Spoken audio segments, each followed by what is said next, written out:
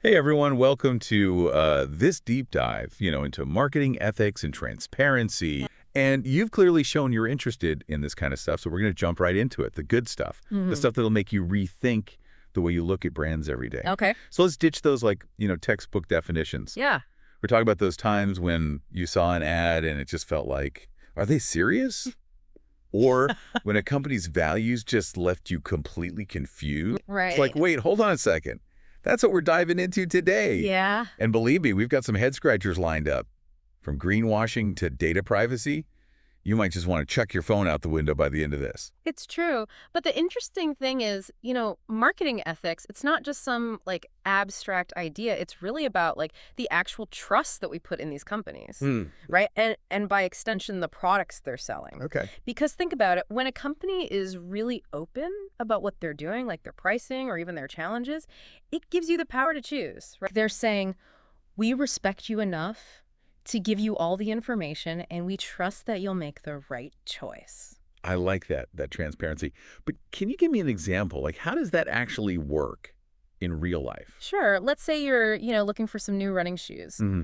One company, they just slap a price tag on it, and they're like, that's it, take it or leave it. Right. But another company, they actually break it down for you. They tell you, okay, this is the cost of the materials. This is how much we pay our workers, making sure they have a fair wage.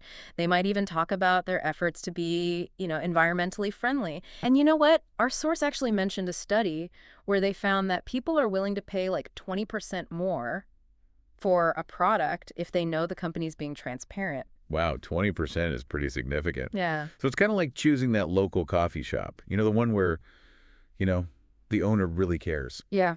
It's not just buying a product. It's like Mhm. you're supporting something bigger. It really is. It's about shared values and feeling like, I believe in what you're doing. And with that in mind, maybe we can kind of switch gears here and talk about some of the main principles that really separate the good actors from, well, the not so good actors in the marketing world. All right, so who are the heroes and villains of marketing? Well, honesty has got to be like the MVP here, right? It's the foundation of any good relationship, and that includes the ones we have with brands. It means no misleading claims, no hiding important info in the fine print, Right. just being upfront. And then, of course, there's fairness, treating every customer with respect, whether they're spending $1 or 1,000. Makes sense. But I have a feeling things are about to get a little messy Yeah. because our source dives into some pretty intense situations, like straight up deceptive advertising, that whole data privacy thing like Cambridge Analytica, remember that? Oh, yeah. And then there's this thing called greenwashing, which honestly just sounds way too nice for whatever it actually is. Well, each of these controversies really gives us a chance to see the ethical challenges that pop up in the marketing world.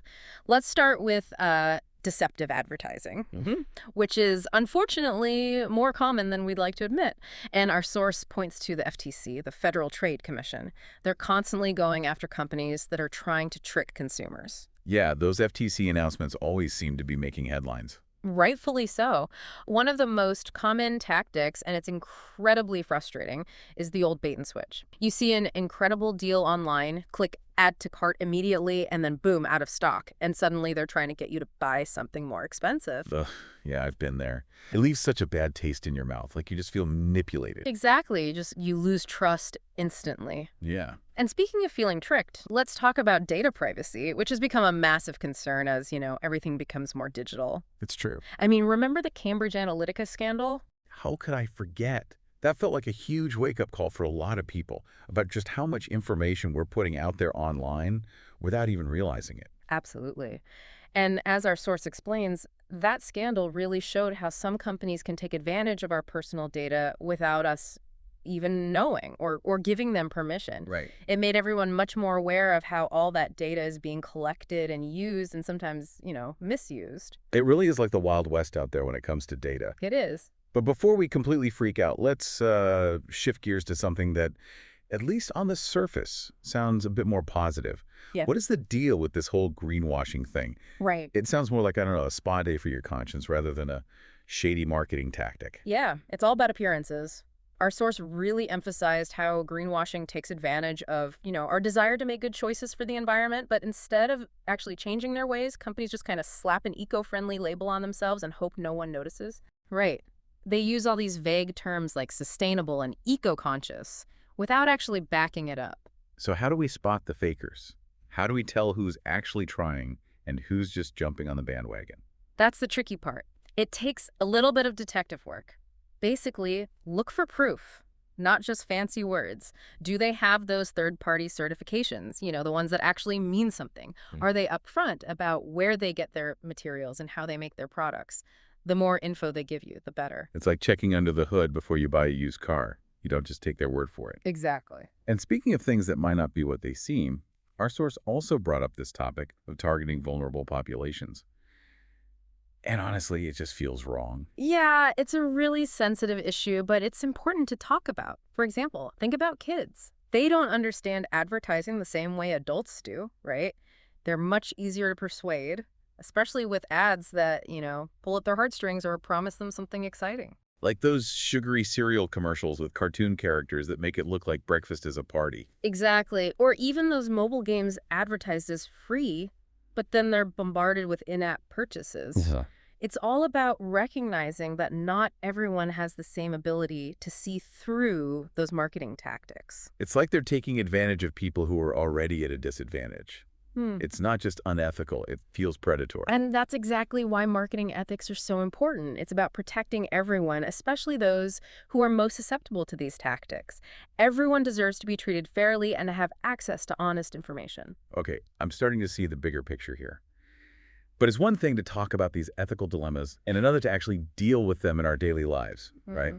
How can we as consumers actually make a difference when we're constantly bombarded with marketing messages everywhere we turn? You're right, it can feel overwhelming, but it doesn't mean we're powerless. Every time we buy something, we're making a choice. And when we support ethical businesses, we're sending a message that we value transparency, fairness, social responsibility.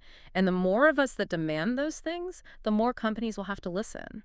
So it's not just about being a smart shopper, it's about being a conscious consumer. Exactly. It's about making sure our spending aligns with what we believe in. And the good news is there are practical things we can do even if we don't have hours to research every single purchase. Okay, I'm all ears. Give me those actionable insights. How do we become conscious consumers without spending hours researching every company? Are there any shortcuts? Oh, absolutely. There are actually some really cool resources out there that have already done a lot of the work for you. Our source mentioned a few online platforms that are all about ethical consumerism.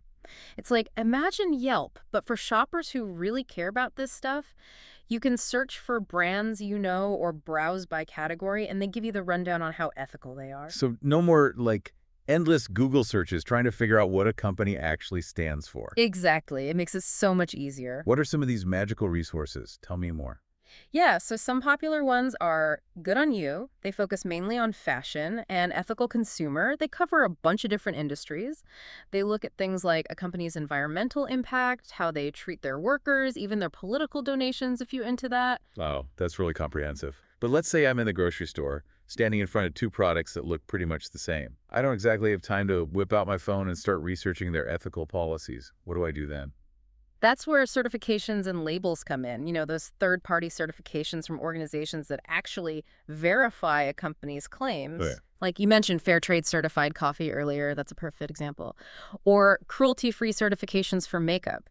Those certifications give you a really quick snapshot of how ethical a product is without having to interrupt your whole shopping trip.